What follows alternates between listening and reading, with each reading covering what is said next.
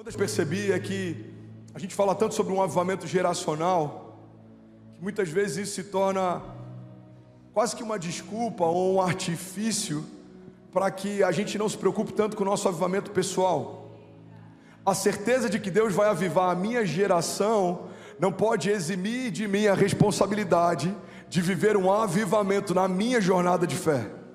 Porque todo avivamento geracional é a soma de uma série de avivamentos individuais. Todo avivamento numa casa fala a respeito de uma série de avivamentos. Então, um pai foi avivado, a mãe foi avivada, os filhos foram avivados. Então, toda uma casa começa a viver a plenitude da vontade de Deus. Alguém está comigo? Diga amém. Quando uma igreja é avivada, membros começam a ser visitados, a liderança começa a ser empoderada, o mover começa a acontecer, mas não existe um núcleo que é avivado sem que cada célula seja avivada. Não existe uma nação avivada sem que várias cidades sejam avivadas. Alguém está comigo? Diga amém. Uma coisa que eu tenho percebido é que muitas vezes a gente está tão seguro dessa ideia de que o Brasil está em meio a um avivamento, que a gente pode ser um pouco relapso, com uma preocupação a respeito do nosso interior. Será que o meu interior está vivendo um avivamento? Será que o meu coração reflete a atmosfera do culto que eu participo? Será que o centro das minhas emoções, eles estão tão avivados quanto as conferências que eu vou, quanto os louvores que eu ouço, quantas palavras que me inspiram? Irmão, guarda isso. De nada vale o nosso exterior estar sendo impactado pelas ondas de avivamento se o nosso interior não for um reflexo daquilo que a gente está vivendo do lado de fora. Na verdade, a verdade do Evangelho diz muito mais a respeito do que acontece de dentro para fora do que o contrário. Se eu tenho paz dentro, eu consigo estabelecer paz fora. Se eu tenho governo dentro, eu consigo estabelecer governo fora. Se eu tenho propósito dentro, eu consigo viver com propósito fora. Agora, se o meu interior está em caos, provavelmente o meu exterior vai ser um reflexo disso.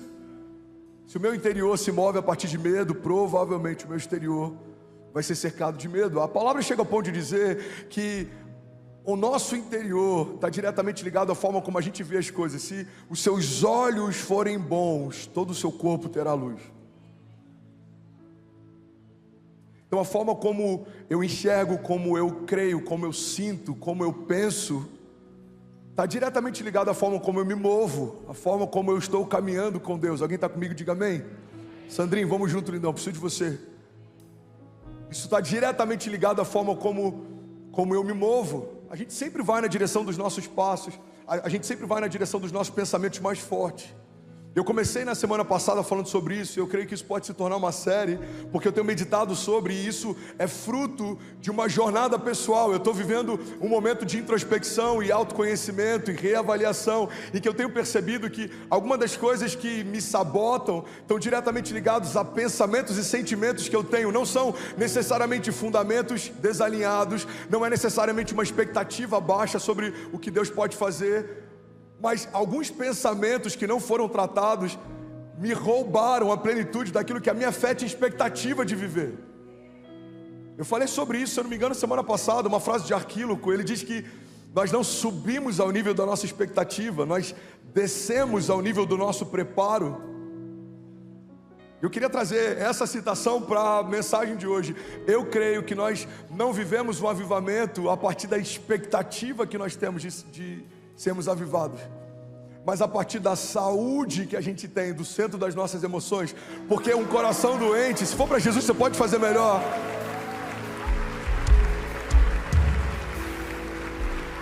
Coração doente gera decisões doentes, pensamentos doentes, reações doentes. Irmãos, tem pessoas que há anos não conseguem liberar perdão para outro. Tem muita gente que acha que perdão tem a ver com o passado. Não, perdão não tem a ver com o passado, perdão tem a ver com o futuro.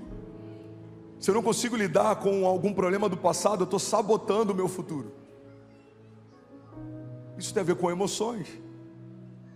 A Bíblia chega ao ponto de dizer que enquanto a gente tiver algo mal resolvido com alguém, que a gente nem oferte, que a gente não participe Porque antes a gente precisa se resolver para então estar leve para participar e se mover. O que a Bíblia está dizendo é que muitas vezes as cadeias que a gente tem enfrentado e as correntes que tem nos prendido não são correntes espirituais, cadeias espirituais. Muitas vezes são cadeias emocionais. Pessoas aprisionadas dentro das suas próprias emoções. Igreja, nunca foi tão urgente falarmos sobre isso, porque nenhuma outra geração, além da nossa, foi tão doente em relação às emoções como a nossa. Sabe, algumas pessoas combatem, por exemplo, os coaches. Eu não tenho nada contra coaches, inclusive tem alguns amigos que são extraordinários no que fazem. Eu acho que o problema do coach no Brasil está muito mais ligado a uma proliferação que aconteceu de pessoas que queriam ensinar o que não tinham vivido ainda, do que o coach em si. Mas eu quero abrir um parênteses sobre algo que me chama a atenção em relação a esse movimento de coach. Por que ele tomou tanta força dentro das igrejas? Porque pessoas de fora começaram a falar sobre algo que nos nossos púlpitos ninguém falava. Saúde emocional, poucas vezes a gente ouve nos púlpitos. A gente veio de uma época em que depressão, inclusive, era tratado como falta de espiritualidade. Quantos pastores, irmão, a gente não compartilha e esses números não são levados a público? Primeiro porque não edificam e segundo porque existe uma preocupação disso não gerar um incentivo. Mas o número de pastores que se suicidam todos os anos é assustador e ele tem aumentado cada ano. Pastores que pregam sobre esperança, redenção, sobre fé, têm tirado a sua própria vida. Por quê? Porque alguns não se sentem confortáveis de serem vulneráveis para a sua igreja, porque se disserem que estão enfrentando ansiedade ou depressão, eles vão ser julgados como alguém que não tem fé, alguém que não é espiritual, alguém que não está em santidade. Essa desassociação da mente e do reino espiritual tem roubado de muita gente a plenitude da vida de Deus. Porque uma vida espiritual saudável é reflexo de uma mente saudável. Romanos fala a respeito da necessidade de sermos transformados pela renovação do nosso entendimento. A palavra fala sobre os nossos pensamentos serem cativos a Cristo. A palavra fala sobre a gente viver uma metanoia. Irmão, se a palavra fala na nova aliança a respeito de uma necessidade, de uma renovação de mente, eu preciso entender que a graça me redimiu no que diz respeito ao pecado, mas uma metanoia vai redimir a mentalidade no que diz respeito aos meus pensamentos. Pensamentos alinhados são pré-requisito básico para viver avivamento. Alguém está comigo? Diga amém. Deus tem falado muito comigo sobre isso. Toda espada que fere a igreja, eu coloco entre aspas essa analogia, antes ferir o pregador, ou pelo menos deveria. A gente fala, eu vejo verdade quando você fala. É porque o que eu estou falando com você é exatamente o que Deus tem falado comigo. O que muitas vezes constrange você em amor é o que Deus tem me constrangido também. Irmão, eu comecei a avaliar os meus últimos anos e sabe o que eu percebi?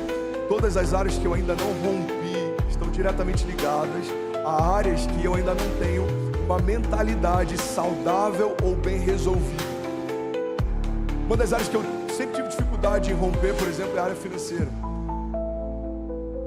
E hoje, estudando um pouco sobre pensamentos a respeito de finanças, eu tenho percebido que muitos dos bloqueios que eu tenho estão ligados diretamente à criação que eu tive, a traumas que eu vivi, a coisas que eu vi. É isso, irmão. É possível aprendermos tudo sobre fundamentos da fé no que diz respeito à prosperidade bíblica. É possível estudarmos sobre tudo que a Bíblia diz a respeito de finanças e ainda assim não prosperarmos se a nossa mentalidade também não tivesse sido redimida. Olha o que a Bíblia diz: Deus ama quem dá com alegria. Dar com alegria é uma expressão de desprendimento. Se eu tento dar com alegria, mas a minha mentalidade ainda não foi redimida, a minha mentalidade de escassez sempre vai me culpar quando der mais.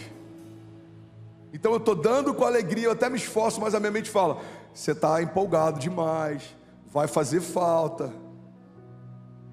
Isso não é de Deus, isso é coisa da sua cabeça. Alguém já teve esse pensamento?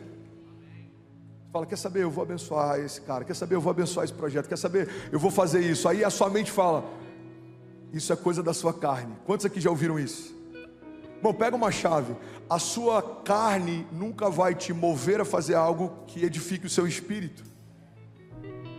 A sua carne nunca vai falar assim, quer saber, Abre mão de algo, doe mais, faça mais, sirva mais, busque mais, se quebrante mais, ore mais. A nossa carne nunca vai fazer isso. Na verdade, a nossa carne é quem está dizendo, isso é coisa da sua carne. Por quê? Porque ela sabe que esse posicionamento profético vai abençoar a tua jornada espiritual. A carne e o espírito estão em todo o tempo militando um contra o outro. Alguém está comigo? Diga amém. Tudo bem, você acabou agora de assistir um vídeo. Se você ainda não está inscrito, já se inscreve também no nosso canal, ativa esse sininho aqui embaixo de notificação e toda vez que eu fizer uma live ou estiver transmitindo uma mensagem ao vivo, você vai ser um dos primeiros a saber.